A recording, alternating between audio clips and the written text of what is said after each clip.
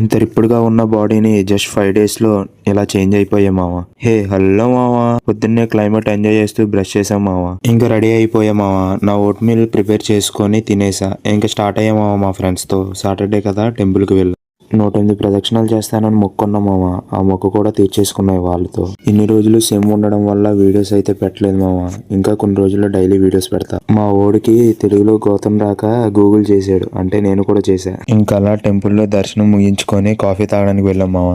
ఇంటికి వచ్చేసి కాసేపు అలా ఫోన్లు చూసాం మావా. ఇంకా ఆఫ్టర్నూన్ లంచ్ చేసి అక్కడ నుంచి జిమ్ కి స్టార్ట్ అయ్యా మావా.